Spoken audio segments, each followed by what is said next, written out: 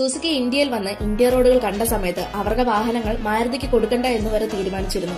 1980കളിൽ Suzuki കമ്പനിയുടെ Japanese engineers ഇന്ത്യയിലെ റോഡുകൾ വിലയിരുത്താൻ ഇന്ത്യയിലേക്ക് എത്തിയിരുന്നു. മാരുതി 800 മോഡലിന്റെ രൂപകൽപ്പന പദ്ധതിക്ക് മുൻകൂട്ടിയായിട്ടാണ് ഇവര് ഇന്ത്യയിലേക്ക് വന്നത്. എന്നാൽ ഇന്ത്യയിലേക്ക് വന്ന് ഇന്ത്യൻ റോഡുകൾ കണ്ട സമയത്ത് അവർക്ക് വളരെ ആശ്ചര്യം തോന്നിയിരുന്നു. കാരണം അത്രത്തോളം റോഡുകളെല്ലാം മോശമായ നിലയിലായിരുന്നു ഉണ്ടായിരുന്നത്. പോരാത്തതിന് വാഹനങ്ങളൊക്കെ ഓവർലോഡായിട്ട് പോകുന്നു. റോഡ് നിറയെ കുണ്ടും കുഴിയും പൊടിയും കൊണ്ടും നിറഞ്ഞിരിക്കുന്നു. ഇങ്ങനെ ഒരു അവസ്ഥയിൽ ഇവർക്ക് എഞ്ചിന് ആ റോഡിൽ ഓടാൻ സാധിക്കുമോ എന്നുള്ളൊരു സംശയം പോലും അവർക്ക് തോന്നിയിരുന്നു.